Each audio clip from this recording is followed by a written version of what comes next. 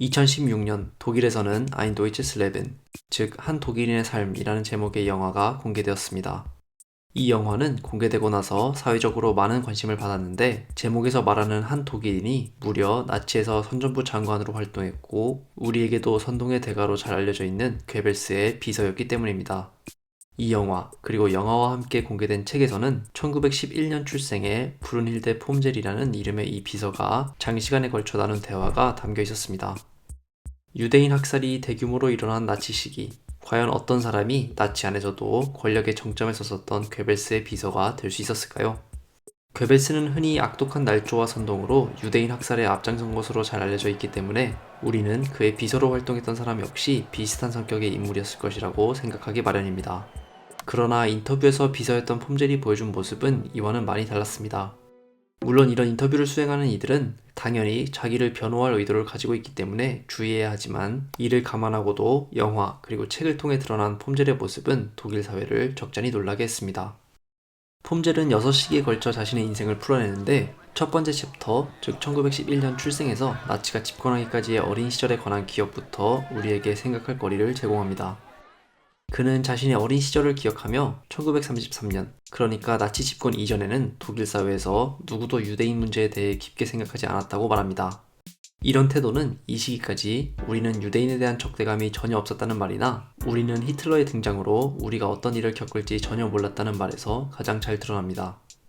그리고 홀로코스트라는 이름으로 역사에 남게 될 유대인 학살뿐만 아니라 반유대주의 정서 자체가 나치 집권 이후 히틀러와 그의 정부에 의해 조장되었다고 기억합니다.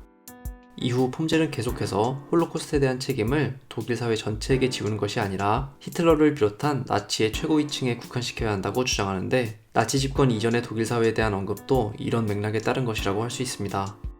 그러나 이런 주장은 분명히 역사적 사실과는 들어맞지 않습니다. 1870년대 독일 제국의 성립 이후부터 반유대주의 문제는 독일에서 계속되어 온 것이었고, 폼젤이 청소년기를 보낸 1920년대는 1차 세계대전의 여파로 이런 감정이 특히나 심각해진 시기였기 때문입니다. 이 시기 독일에서는 1차 세계대전 중에 유대인들이 전선이 아닌 배후에서 전쟁 수행을 방해했다는 음모론이 일반인들도 접할 수 있을 만큼 광범위하게 전파되어 있었습니다. 한편 직업 교육을 받는 고등학교를 졸업한 폼젤은 첫 직장으로 한 유대인 사업가의 비서로 일하게 됩니다. 이 와중에 1933년 나치가 집권하게 되고, 폼젤은 이 사건을 다음과 같이 기억합니다. 갑자기 나치가 선거에서 승리했어요. 부모님과 내가 어느 당에 투표했는지는 잘 기억이 나지 않습니다. 어린 시절부터 선거일은 즐거운 일요일이었어요. 베를린 곳곳에 깃발이 걸렸고 음악이 들렸으며 광고도 많았고 활기도 넘쳤습니다. 그렇지만 그게 정치에 관한 것은 아니었어요. 나와 같은 젊은이들은 정치에 아무런 관심도 보이지 않았어요. 이 시기 폼젤은 첫 직장에서 자리를 옮겨 제국 방송국에서 일하기 시작했는데, 동시에 그는 나치당에도 가입했습니다. 그리고 폼젤은 이 결정을 정치적 지지에 따른 것이 아닌 오로지 직장 생활에서의 유리함을 위한 결정이었다고 말합니다. 이는 당원이 되는 게 여러 가지 이유로 유리했기 때문입니다. 또한 나치 집권 이후 점점 유대인에 대한 탄압이 심해졌지만, 제국 방송국에서 일한 폼젤은 자신은 이런 사실을 몰랐다고 주장합니다. 초창기에는, 즉 1936년 베를린 올림픽 대회 전까지는 상황이 아주 좋았습니다. 유대인 탄압도 없었고 모든 것이 정상이었어요. 물론 신문에는 그런 기사들이 나기는 났습니다. 하지만 그건 내 일이 아니었습니다 라고 폼젤은 이 시기를 기억합니다. 점차 생기기 시작한 강제 수용소에 대한 기억도 이와 비슷합니다. 처음에 강제 수용소라는 말이 들렸을 때 정부에 반대하거나 폭동을 일으킨 사람들만 끌려간다고 했습니다. 따라서 우리는 그런 사람들을 감옥에 가두는 것이 아니고 강제 수용소에 보내 재교육하는 걸로 이해했어요. 나뿐만 아니라 모두가 이렇게 생각했습니다. 다들 우리가 모든 걸 알고 있었을 것이라고 생각하겠지만 아닙니다. 우리는 아무것도 몰랐어요. 제국 방송부에서 일하던 폼젤은 나치가 2차 세계대전을 일으킨 지 3년 후인 1942년 괴벨스가 있던 제국 선전부로 자리를 옮기게 되고, 얼마 후 괴벨스의 비서로 일하게 됩니다. 나치 시기를 연구하는 절대 다수의 역사학자들은 이 시기에 이르면 일반적인 독일 시민들도 어떠한 형태로든 유대인 학살에 관한 문제를 인지하고 있었을 수밖에 없다고 말하지만, 폼젤 자신은 무려 제국 선전부에서 일하고 있었으면서도 이에 대해 몰랐다고 주장합니다. 유대인 학살의 경우 우리는 어떤 특정 그룹과 관계를 맺지 않는 한 거의 인식하지 못했습니다 라고 폼젤은 말합니다. 자신은 제국 선전부에서 단순한 행정 업무를 처리했을 뿐이며 나치의 범죄 행위들에 대해서도 알지 못했다는 것입니다. 2차 세계대전이 진행되면서 모두가 궁핍하던 시기, 자신은 비교적 안정적인 직장 생활이 가져다주는 물질적 풍부함 때문에 주변에서 벌어지고 있던 일들을 제대로 이해하지 못했다고 인정하지만 끝까지 자신의 책임을 무지의 문제로 국한시킨 것입니다.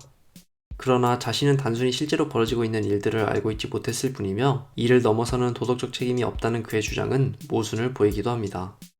1943년 뮌헨 대학에서는 나치를 비판하고 나치에 저항하는 운동을 조직한 독일인 학생들이 발각된 후 전원 사형당하는 사건이 벌어졌습니다. 하얀 장미단이라 불리는 이 학생 조직의 구성원들은 오늘날에도 독일인들이 역사적으로 존경할 만한 독일인을 꼽을 때 항상 언급되는 이들입니다. 그런데 폼젤은 이들이 처형된 사건을 기억하며 다음과 같이 말합니다. 그런 젊은이들을 바로 처형해버린 건 확실히 너무 잔혹했어요. 아무도 이를 원치는 않았습니다. 그러나 다른 관점에서 보자면 그 사람들도 어리석었습니다.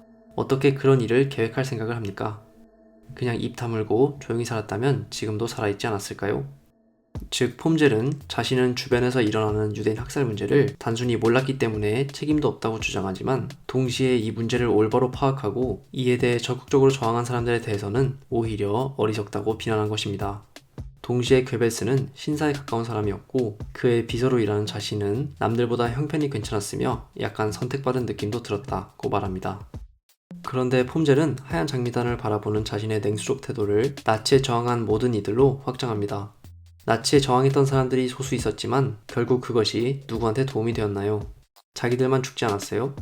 계속해서 자기는 전쟁이 완전히 끝난 후에야 나치의 만행에 대한 실상을 알게 되었으며 따라서 자신은 전혀 책임이 없다고 주장하지만 정작 용감한 행동을 한 이들의 결단력은 평가절하한 것입니다. 난 책임이 없습니다. 어떤 책임도 없어요. 도대체 뭐에 책임을 져야 한단 말입니까? 아무리 생각해봐도 나는 잘못한 게 전혀 없습니다. 따라서 책임도 없죠. 난 아무것도 하지 않았고 잘못한 것 같은 느낌도 없습니다. 그리고 이건 세상 사람들로부터 나치라고 지목된 많은 사람들의 경우에도 마찬가지입니다. 라고 폼젤은 마지막으로 말합니다. 한편 폼젤은 2017년 106세의 나이로 편안히 죽음을 맞이했습니다.